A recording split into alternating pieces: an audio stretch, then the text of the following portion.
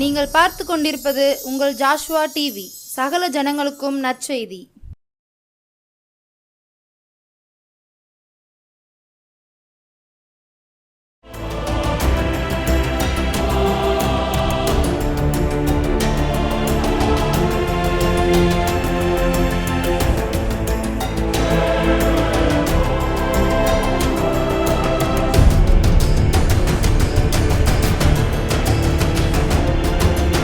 கர்த்தராகிய இயேசு கிறிஸ்துவின் நாமத்தினாலும் ஜாஸ்வா டிவி மூலமாகவும் இந்த மாலை வேளையில் உங்கள் வீடுகளிலே உங்களை சந்திப்பதிலே நான் மிக்க மகிழ்ச்சி அடைகிறேன். ஆமென், ஹல்லேலூயா. வாழ்க்கையில் நாம் கலங்கி இருக்கும் பொழுது, துக்கப்படும் பொழுது, நாம் தியங்கி நிற்கும் பொழுது யாருமே நம் அருகில் இருக்க மாட்டாங்க. அப்படி இருக்கிறவங்க கூட ஆறுதல் சொன்னாலும் நமக்கு அது ஆறுதலாக இருக்காது. ஆனால் ஆண்டவர் நமக்கு ஆறுதல் சொல்கிறவர். நம்முடைய ஆத்துமாவை பார்த்து இன்றைக்கி மனசில் என்ன இருக்குது, நம்ம மனசில் என்ன நினைக்கிறோம் அப்படின்னு பார்க்குற ஒரே தெய்வம் இயேசு கிறிஸ்து மாத்திரம்தான். மற்ற எல்லாருமே நம்ம மனதை பார்க்க மாட்டாங்க, முகத்தை பார்த்து என்ன துக்கமாக இருக்கீங்க, என்ன கவலையாக இருக்கீங்க அப்படின்னு கேட்டுட்டு போவாங்களே தவிர மற்ற எல்லா மனிதர்களும் அதைத்தான் செய்ய முடியும். ஆனால் ஆண்டவர் மாத்திரம்தான் நம்முடைய இருதயத்தை காண்கிற தேவன். அந்த இருதயத்தில் என்ன கலக்கத்தோடு இருக்கிறோம், எதனால் இருக்கிறோம், இதெல்லாம் பார்க்கிறவர் அவர் ஒருவர் மாத்திரம்தான். அதனால் இந்த நாளிலும் கூட அந்த ஆண்டவர் நம்ம எப்படி அந்த கலக்கத்திலிருந்து வெளியே கொண்டு வர விரும்புகிறார், அந்த கலக்கத்தை நம்ம இடத்துலேருந்து எப்படி எடுத்து போடுகிறார் என்பதை நாம் பார்ப்போம். எடுத்து வாசி. சங்கீதம் 43:5. என் ஆத்துமாவே, நீ ஏன் கலங்குகிறாய், ஏன் எனக்குள் தேங்குகிறாய்? தேவனை நோக்கி காத்திரு, என் முகத்திற்கு ரட்சிப்பும் என் தேவனுமாய் இருக்கிறவரை நான் இன்னும் துதிப்பேன். ஆமென், ஹல்லேலூயா. என் ஆத்துமாவே, நீ ஏன் கலங்குகிறாய், ஏன் எனக்குள் தியங்குகிறாய்? தேவனை நோக்கி காத்திரு, அவரே என் முகத்துக்கு ரட்சிப்புமானவரை நான் இன்னும் என்ன செய்வேன், துதிப்பேன். ஆமென், ஹல்லேலூயா. தாவீது தன்னுடைய ஆத்துமாவை நோக்கி சொல்கிறார், என் ஆத்துமாவே ஏன் கலங்குகிறாய்? இன்னைக்கு மனுஷனுக்கு முதல்ல கலக்கம் எங்கே வரும்னு கேட்டிங்கன்னா மனசில் தான் வரும். இந்த மனசில் கலக்கம் வர்றதுனால தான் நம்ம கலங்கி போய் கண்களில் கண்ணீராய் அது வெளிவரும். நம்ம ஆத்துமா கலங்கும் போது யாருக்குமே அது தெரியாது, ஆண்டவர் ஒருவர் மாத்திரம்தான் தெரியும். ஆனால் தாவீது தன் ஆத்துமாவிலே கலங்குகிறார். ஏன் தெரியுமா? தன்னால் ஆலயத்திற்கு செல்ல முடியவில்லை, ஆண்டுடைய சமூகத்தில் வந்து இருக்க முடியலை, தேவனுடைய ஆலய பிரகாரங்களில் கூட நான் வந்து இருக்க முடியலை. இந்த வேதனையினால தான் அவர் சொல்கிறாரு, என் ஆத்துமாவே ஏன் கலங்குகிறார். சங்கீதம் 42 எடுத்துக்கொள்வோமானால் அந்த சங்கீதத்தில் அவர் சொல்வார், மானானது நீரோடைகளை வாஞ்சித்து கதறுவது போல தேவனே என் ஆத்துமா என்ன செய்கிறது, உம்மை வாஞ்சித்து கதறுகிறது. அவருடைய ஆத்துமா எப்பொழுதும் அவரை நோக்கி என்ன செஞ்சு கொண்டு இருந்தது, வாஞ்சித்து கதறிக்கொண்டே இருந்தது. ஆண்டவருடைய ஆலயத்துக்கு நான் என்றைக்கு போவேன்? காடுகளிலும் மலைகளிலும் எங்கெங்கோ வனாந்திரங்களிலும் குகைகளிலும் நான் தங்கி திரிகிறேனே, என்றைக்கு என் ஆண்டவரை நான் தேடி அவருடைய சமூகத்துக்கு போவேன் என்று சொல்லி ஆண்டவரை நோக்கி செய்கிற ஒரு ஜெபமாக இது காணப்படுகிறது. அவருடைய ஆத்துமாவோடு அவர் பேசுகிறார், நீ ஏன் கலங்குற? நிச்சயமாக ஆண்டவர் என்ன செய்வார், நீ அவரை நோக்கி காத்திருக்கும் பொழுது அவர் நம்மை விடுவிக்கிறவராய் கடந்து வருவார். இன்னைக்கு நிறைய நேரங்களில் நம்முடைய உள்ளம் கலங்கி போய் ஐயோ என்ன செய்வோம், அடுத்து என்ன பண்ணுவோம் என்று சொல்கிற நேரத்தில் வேத வசனங்களை சொல்லி நீ தேவனை நோக்கி காத்திரு, தேவன் உன் ஆத்துமாவுக்கு என்ன செய்வார், ரட்சிப்பை கட்டளையிடுவார். உன் முகத்திற்கு ரட்சிப்பு. இந்த முகம் பிரகாசிக்கணும்னா தேவனுடைய வார்த்தை நமக்குள்ளே இருக்கணும். ஒரு மனுஷனுடைய முகம் பிரகாசிக்கணும்னா அவங்க முக களையாக இருக்கணும்னா என்ன காரணம்னா இந்த ஆத்துமாவில், இந்த இருதயத்தில் ஒரு சந்தோஷம் இருக்கணும். அப்படி இல்லைன்னு வச்சுக்கோங்களேன், அந்த மனுஷன் என்ன செய்வானா, துக்கத்தோடு கூட தான் தெரிவான். வசனம் சொல்கிறது அந்த 43 42 நான் என் சத்துருக்களால் நான் ஏன் துக்கத்தோடே திரிய வேண்டும். அப்போ என்ன அர்த்தம்? துக்கத்தோடையே அலைந்து திரிந்திருக்கிறாங்க. இன்றைக்கி நிறைய பேர் அப்படி தான், நான் துக்கத்தோடு இருக்கிறேன், என் வாழ்க்கையில் இன்பம் சந்தோஷம் எப்போவுமே கிடையாது, என் வாழ்நாளெல்லாம் நான் துக்கப்பட்டு கொண்டே இருக்கிறேன், என் வாழ்நாளெல்லாம் நான் அழுது புலம்பிக் கொண்டே இருக்கிறேன், என் கண்ணீர் எனக்கு உணவாயிற்று. சங்கீதக்காரன் கூட அப்படி சொல்கிறார், கண்ணீர் தான் எனக்கு உணவு, நான் பிறந்ததுலேருந்து அழுதுகிட்டு தான் இருக்கிறேன், நான் பிறந்த நாள் முதல் இந்த நாள் வரைக்கும் என் வாழ்க்கையில் நான் சந்தோஷத்தை நான் பார்த்ததே இல்லை அப்படின்னு சொல்கிற எத்தனையோ ஜனங்களை பார்த்துதான் ஆண்டவர் சொல்கிறார், என் ஆத்துமாவே நீ ஏன் கலங்குகிறாய், ஏன் எனக்குள் தேங்குகிறாய், தேவனை நோக்கி காத்திரு, அவர் முகத்திற்கு ரட்சிப்போம். ஒரு மனுஷன் தேவனை நோக்கி நோக்கி பார்க்கும் பொழுது அவருடைய முகம் பிரகாசிக்கிற அந்த பிரகாசத்தினால இந்த மனுஷனுடைய முகமும் பிரகாசிக்கும். அதனால தான் இந்த முகத்துக்கு ஒரு ரட்சிப்பு. ஆமென், ஹல்லேலூயா. நம்முடைய வாழ்க்கையில் இந்த முகம் ரட்சிக்கப்படணும். நம்முடைய வாழ்க்கையில் இந்த துக்கமாக இருக்கிற சத்ருவினால் வருகிற இந்த துக்கத்தினால் நிறைந்து போயிருக்கிற நம்முடைய முகம் என்ன செய்யணும்? ரட்சிக்கப்படணும். அப்படி ரட்சிக்கப்பட வேண்டுமானா கர்த்தரை இன்னும் என்ன செய்யணும்? நாம் துதிக்கணும். அவர் சொல்கிறார், அவ்வளோ துன்பத்தின் மத்தியிலோ அவ்வளோ வேதனையின் மத்தியிலோ அவர் சொல்கிறார், இன்னும் நான் என் தேவனை துதிப்பேன். என்ன வந்தாலும் சரி, என்ன நடந்தாலும் சரி, நான் காட்டில் இருந்தாலும் சரி, வனாந்திரத்தில் இருந்தாலும் சரி, தண்ணீர் இல்லாத இடத்துல இருந்தாலும் சரி, உணவில்லாத இடத்துல இருந்தாலும் சரி, குகைகளில் நான் தங்கி இருந்தாலும் சரி, மிருகங்கள் மத்தியில் வாழ்ந்தாலும் சரி, நான் என் தேவனை துதிப்பேன். அவர் சொல்கிறார், கர்த்தரை காலத்தில் நான் ஸ்தோத்திரிப்பேன், அவர் துதி எப்பொழுதும் என் வாயில் இருக்கும். சங்கீதக்காரன் சொல்கிறதான வார்த்தை இது. எப்போவுமே நான் என் அப்பாவை துதிச்சுக்கிட்டு தான் இருப்பேன். அவர் எவ்வளவு மோசமானவர் என்று சொல்லி நான் ஒரு நாள் சொல்ல மாட்டேன். ஏன்னா என் ஆண்டவர் அனுமதிப்பதெல்லாம் நன்மைக்கு எதுவாய் முடியும். நம்முடைய வாழ்க்கையில் ஒரு சோதனை நேரத்தில், ஒரு வேதனை நேரத்தில் நாம் செய்ய வேண்டிய ஒரே காரியம் என்னன்னு கேட்டால், சங்கீதக்காரன் சொல்வது போல இதுவரை ஜெபித்த ஜெபத்தை விட இன்னும் மேலாய் நாம் ஜெபிக்க வேண்டும், அவரை துதிக்க வேண்டும். அப்படி நாம் துதிக்கும் பொழுது கர்த்தர் நம்மை விடுவிப்பார். ஆமென், ஹல்லேலூயா. தேவன் ஒருபோதும் நம்மை கைவிட மாட்டார். அவர் நல்லவர், அவர் வல்லவர். துக்கத்தோடு அலைந்து திரிவது அவருடைய சித்தம் அல்ல. அதே சங்கீதம் 43:3 வாசிப்போம்.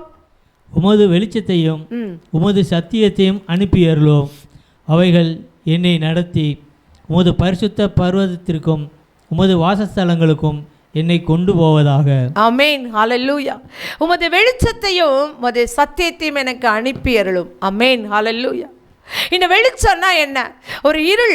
அந்த இருள் எல்லாம் இருக்கும்போது நமக்கு என்ன தேடும் அப்படின்னா, கண்டிப்பாக வெளிச்சத்தை தேடும். கொஞ்ச நேரம் கரண்ட் போயிட்டனால நம்மளால் ஒன்றுமே செய்ய முடியாது, எல்லா வேலையும் அப்படியே நின்று போய்விடும். ஆனால் தேவனுடைய வெளிச்சம் நம்ம வாழ்க்கையில் இல்லைன்னு வச்சுக்கோங்களேன், நம்ம வாழ்க்கை அவ்வளவுதான், ஒன்றுமில்லாமல் போய்விடும். அவருடைய வெளிச்சம் நமக்கு நிச்சயமாய் தேவன். அவர் ஒளியாக இருக்கிறார். அந்த ஒளி நமக்குள்ளே இல்லைன்னு வச்சுக்கோங்களேன், நம்முடைய வாழ்க்கையில் எந்த ஒரு பலனும் இல்லை. ஏன்னு கேட்டிங்கன்னா, அவருடைய வெளிச்சம் இருந்தால் தான் இருள்ங்கிற ஒரு ஆதிக்கம் நம்மை விட்டு வெளியேறும். இந்த இருளை கொண்டு வருகிறவன் பிசாசானவன். இன்னைக்கு எத்தனை பேர் வாழ்க்கையில் தெரியுமா இருள் என்கிற ஆதிக்கத்தில் விழுந்து போயிருக்கிறோம். அதனால சொல்கிறாரு சங்கீதக்காரர், உங்கள் வெளிச்சத்தையோ உங்கள் சத்தியத்தை எனக்கு அனுப்பிடுங்கப்பா, என்னால் என்ன செய்ய முடியல, இந்த இருட்டில் வாழ முடியல, ஆலயத்துக்கு நான் போகலை, இந்த பயங்கரமான இந்த காரிருள் வாழ்வது எனக்கு மிகவும் கஷ்டமான காரியம், உங்கள் வெளிச்சத்தையோ உங்கள் சத்தியத்தை எனக்கு அனுப்புங்கப்பா. ஹல்லேலூயா. இந்த வெளிச்சம்னா என்னன்னு நீங்கள் பார்ப்பீங்கன்னா, சங்கீதம் 119:105, உம்முடைய வசனம் என் கால்களுக்கு தீபமும் என் பாதைக்கு வெளிச்சமுமாய் இருக்கிறது. ஆமென், ஹல்லேலூயா. அவருடைய வசனம் கால்களுக்கு தீபமும் பாதைக்கு எப்படி இருக்கிறதா? வெளிச்சமாய் இருக்கிறதா.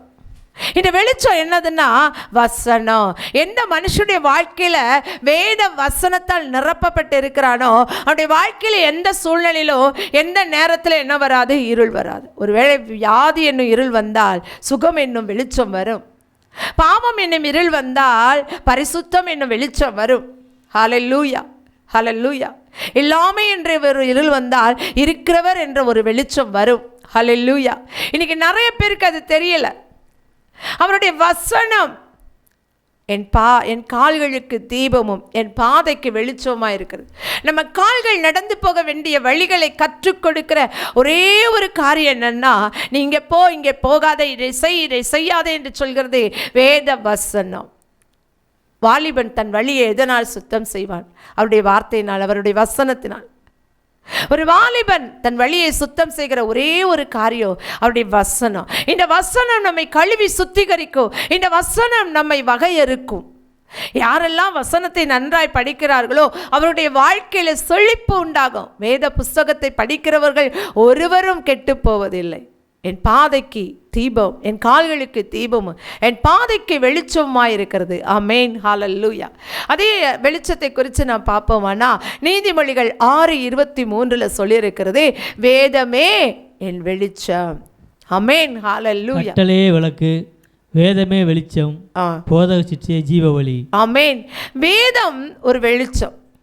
ஆமென். வேதம் ஒரு வெளிச்சம். இந்த வேத புஸ்தகம் யாருடைய கைகளாக இருக்கிறதோ அவருடைய வாழ்க்கையில் வெளிச்சம் உண்டு. எந்த சூழ்நிலையிலும் இருள் இருக்கவே இருக்காது. இருள் யார் வாழ்க்கையில் வரும் என்று சொன்னால், வேதத்தை அறியாமல், வேதத்துக்கு கீழ்ப்படியாமல், வேத வசனத்தை விசுவாசிக்காமல் இருக்கிற ஒவ்வொருவருடைய வாழ்க்கையிலும் இருள் வரும். இருள் அபாவத்தை நீக்கர். நம்ம வாழ்க்கையில் இருள் வந்தாலோ கர்த்தர் நமக்கு வெளிச்சமாக இருக்கிறார். கர்த்தர் நம்மை வெளிச்சத்தில் நடத்துகிற தேவன். அதனால தான் வசனம் சொல்கிறது, என் சத்ருவே நீ என்ன செய்யாத, சந்தோஷப்பட்டு களி கூறாத, நான் விழுந்தாலும் எழுந்திருப்பேன், நான் இருளில் இருந்தாலும் கர்த்தர் எனக்கு வெளிச்சமாயிருப்பார். நமக்கு வெளிச்சம் கொடுக்கிற ஒரே தேவன் கர்த்தராகிய இயேசு கிறிஸ்து. அவர் ஒருவர் தான் நமக்கு வெளிச்சம் கொடுக்க முடியும். இந்த உலகத்தில் அநேக வெளிச்சங்கள் உண்டு. நம்ம பார்த்தோன்னா விதவிதமான விளக்குகள் இந்த உலகத்தில் காணப்படுகிறது. ஆனால் அதையெல்லாம் விட அது குறிப்பிட்ட ஒரு அளவுக்கு தான் வெளிச்சம் கொடுக்கும். ஆனால் ஆண்டவராகிய இயேசு எந்த ஒரு சூழ்நிலையில், எந்த ஒரு நிலைமையிலும் நமக்கு வெளிச்சம் கொடுக்கிற தேவனாய் இருக்கிறார். ஆமென், ஹல்லேலூயா. வசனமாகிய வெளிச்சம், வசனமாகிய வெளிச்சம் நமக்குள்ளாய் காணப்பட வேண்டும். அடுத்ததாக வாசிப்போம் சங்கீதம் 119, 142.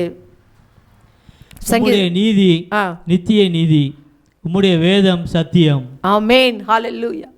அவர் சொல்கிறார், வெளிச்சத்தை அனுப்ப சொன்னார். இந்த சத்தியம் என்று என்ன சொன்னால் என்னன்னு பார்த்தீங்கன்னா, அதுதான் லாதுரி கரவா, உம்முடைய வசனம், உம்முடைய வேதம், அதுதான் சத்தியம். உம்முடைய நீதி எனக்கு என்னது? வெளிச்சம். ஹல்லேலூயா. இந்த வெளிச்சம், இந்த சத்தியம் எங்கே இருக்குன்னா வேத புஸ்தகத்தில் தான் இருக்குது. வசனம் சத்தியமானது. இந்த வசனம் உண்மையுள்ளது. சத்தியம் என்று சொன்னால் அது உண்மையுள்ளது. இந்த உண்மையுள்ள வார்த்தைகள், இந்த வேத புஸ்தகத்தில் எழுதியிருக்கிற அத்தனை வார்த்தைகளும் உண்மையுள்ளது.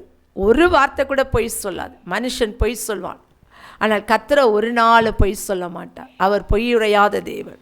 நான் பொய் சொல்ல மனுபுத்திரம் அல்ல, மனமாற மனுஷனும் அல்ல என்று சொல்லி தேவன் நமக்கு சொல்லியிருக்கிறபடியால் ஒரு நாள் அவர் பொய் சொல்ல மாட்டார். இந்த வேதம் தான் சத்தியம். இந்த வசனம் சத்தியமானது. இந்த வசனம் ஒவ்வொரு நாளும் நம்மை சத்தியத்தில் நடத்தும். ஒரு மனுஷனை உண்மையில் நடத்துகிற ஒரே ஒரு காரியம் என்னச்சுன்னா வசனம். அடுத்ததாக வாசிப்போம் யோவான் 17:17. யோவான் 17:17. உம்முடைய சத்தியத்தினாலே அவர்களை பரிசுத்தமாக்கும், உம்முடைய வசனமே சத்தியம். ஆமென். சத்தியம் அப்படின்னு கேட்டால் அது வேத வசனம் தான். ஆமென், ஹல்லேலூயா. அந்த சத்தியத்தை அனுப்பியவர்களோடு சங்கீதக்காரன் சொல்கிறான், முதல்ல உம்முடைய வெளிச்சத்தையும் உம்முடைய சத்தியத்தையும், உம்முடைய சத்தியம் வேத வசனத்தை எனக்கு கொடுங்கப்பா. வேத வசனம் என்கிட்ட இருந்ததுன்னா நான் அந்த வெளிச்சத்தில் நான் என்ன செய்வேன்? பிழைத்துக் கொள்வேன். அந்த சத்தியத்தில் நான் வாழ்வேன். தாவீதுடைய வாழ்க்கையில் அந்த உண்மையான காரியம், ஆண்டவரை தேடுவதில் இருந்த அந்த வாஞ்சை அவனிடத்தில் அதை கேட்க சொல்லிற்று. உங்கள் வார்த்தை மாத்திரம் இல்லைனா, உங்கள் வசனம் மாத்திரம் எங்கே இல்லைனா, உங்களுடைய வேதம் மாத்திரம் என்கிட்ட இல்லைனா, உங்களுடைய சத்தியம் இல்லைனா, உங்களுடைய வெளிச்சம் இல்லைனா நான் ஒன்றுமே இல்லை. நம்முடைய வாழ்க்கையில் அப்படித்தானே? நாம் சோர்ந்து போயிருக்கும் பொழுது, தளர்ந்து போயிருக்கும் பொழுது, ஐயோ என்னுடைய வாழ்க்கையில் ஒன்றுமே இல்லை அப்படின்னு நினைக்கும் பொழுது, நம்முடைய வாழ்க்கையில் ஒரு புத்துணர்ச்சி கொடுக்கக்கூடிய ஒரு வசனம். ஆமென், ஹல்லேலூயா. நான் பலனிலிருந்து போயிருக்கும் பொழுது கர்த்தர் நம் காதுகளில் அவருடைய வசனத்தோடு கூட இடைப்படும் பொழுது நமக்கு மிகுந்த சந்தோஷம் உண்டாகும்.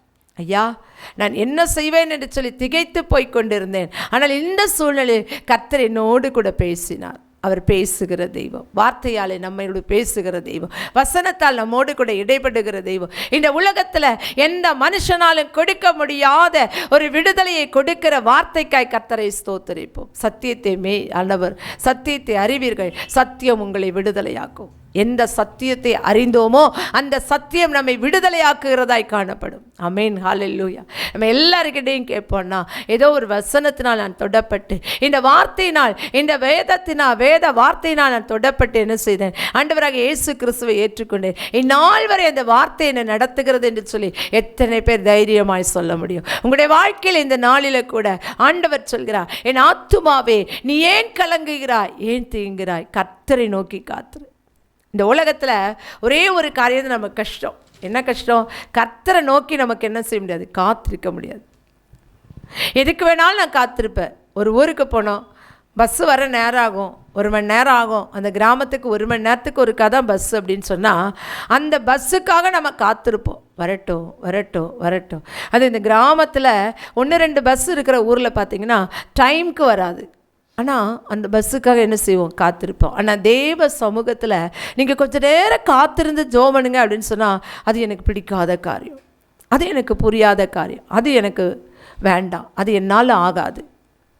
நிறைய பேர் அதான் சொல்கிறாங்க, காலையில் எழும்பி அதிகாலையில் எழும்பி ஜெபம் பண்ணுங்க. ஐயோ, அதிகாலையில் அது எழும்புறது ரொம்ப கஷ்டம். நான் எழுந்துட்டேன்னு வச்சுக்கோங்களேன், அந்த நாள் முழுவதும் என் சரீரம் பலவீனப்படும். கர்த்தர் சொல்கிறார், அதிகாலையில் என்னை தேடுகிறவன் என்னை கண்டடைவான். தேவனை நோக்கி காத்திருக்கிறதுல அவ்வளோ பெரிய கஷ்டம். அப்புறம் எப்படி ஆண்டவர் அற்புதம் செய்ய முடியும்? ஆண்டவரை நோக்கி நாம் காத்திருக்க வேண்டும். என் ஆண்டவர் என்னோட கூட என்ன பேசுகிறார், என்னோட கூட என்ன இடைபடுகிறார், என் கூட என்ன சொல்கிறார், அதான் நம்ம ஆண்டவரை நோக்கி என்ன செய்யணும், காத்திருக்கணும். இந்த காத்திருக்கிற அனுபவம் இருக்கிறவங்க எல்லாருமே வெற்றி சிறந்தவர்கள். ஆமென், ஹல்லேலூயா. ஆபிரகாம் காத்திருந்தார், 25 ஆண்டுகள் காத்திருந்தார். ஒரு குழந்தைக்காக ஆண்டவர் சொன்னார், உனக்கு ஒரு குமாரனை தந்துடுவேன், உன் சந்ததியை கடலின் மணலைப் போல பெருக பண்ணுவேன், வானத்து நட்சத்திரங்களைப் போல பெருக பண்ணுவேன் சொன்னார். பெருக பண்ணுவேன் சொன்ன ஆண்டவர் உடனே கொடுக்கல, 25 ஆண்டுகள் காத்திருக்க வைத்தார். அதனால தான் வசனம் சொல்கிறது, நெடுங்காலமாய் காத்திருக்கிறது இருதயத்தை இழைக்க பண்ணும், விரும்பினது வரும்பொழுதோ அது ஜீவ விருட்சம் போல் இருக்கும். நெடுங்காலமாய் நான் காத்திருக்கிறேன், ரொம்ப நாளாக நான் காத்திருக்கிறேன், என்ன செய்கிறதுன்னு எனக்கு தெரியல. காத்திருந்து நான் சோர்ந்து போயிட்டேன். காத்திருந்து இனி இந்த காரியம் நடக்காது என்ற சூழ்நிலைக்கே நான் வந்துட்டேன் அப்படின்னு சொல்கிறீங்களா?